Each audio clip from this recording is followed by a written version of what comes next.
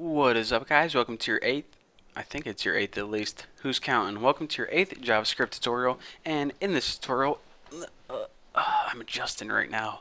Probably should have done that before I started. Then again, I probably should have found out what tutorial I'm doing too. But anyways, welcome to your eighth tutorial in JavaScript. And in this tutorial, I'm going to be talking about how to use multiple parameters with your function. So let's go ahead and make a function right now. And I'm going to name mine apples because I'm kind of in the mood for some applesauce right now. And let's go ahead and give it two parameters. In order to give it two parameters, inside your parentheses, instead of just writing the name of one variable, you write the name of however many variables you need, separated with a comma. So if you have two variables, you separate them with one comma. So I have a variable called 1, and I have a variable called 2.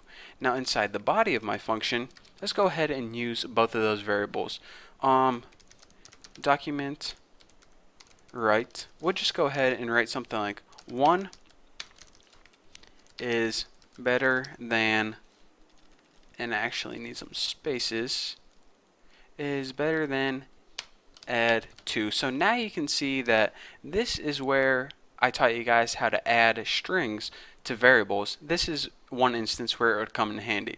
And another cool thing that I didn't teach you guys yet, but anytime you add a string of a HTML tag or XHTML tag, it actually will treat that not as text, but actually treat that as the tag itself.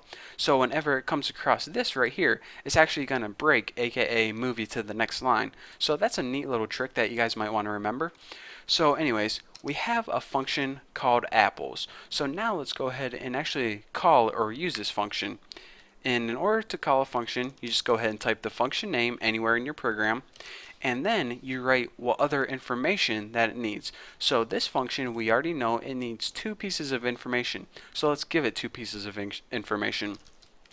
I'm going to give it my name as a variable, and as the other variable it needs, I'm going to give it the name of my cousin, Hobart. So let's go ahead and save this and refresh and see what we get. Bucky is better than Hobart. So what it did is it said, alright, we have this function that takes two pieces of information. So whenever we're running our program and we said that we want to use this information, it's going to say, alright, what variable are you going to use as number 1? Okay, Bucky, got it. Now what variable are you going to use as the variable 2? Hobart, got it, check. So Bucky is better than Hobart. Makes sense? You gave us both the pieces of information we need. We're good to go. So we can also call this function multiple times, and it, runs the same exact way. So let me think of some bands. Counting Crows is better than, I don't know, Bieber.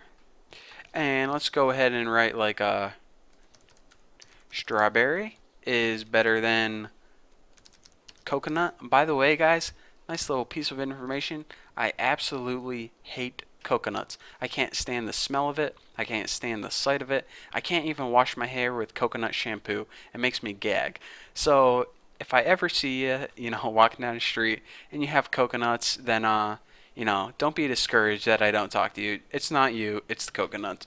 So let's go ahead and save this, refresh it, and see what we get. Bucky is better than Hobart. Counting Crows is better than Bieber, should be are better. Strawberry is better than coconut, which is true. All of these things are true. So anyways, back to our program. What it did is it substituted the first one for 1 and the second one for 2, and then inside our function it just substituted those variables for whatever we had out here. And again, these are called the parameters, and whenever we're giving this information or substituting it, it's called passing information into your parameters.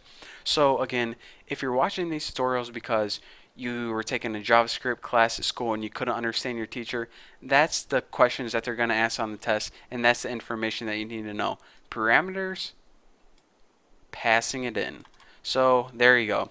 But if you're just watching this, then don't even worry about it. As long as your program works, you're good to go. So thank you guys for watching. Don't forget to subscribe. Don't forget to check out my website, my other videos, and don't forget to check me out if you see me on the street. So yeah, I guess I'll see you next tutorial.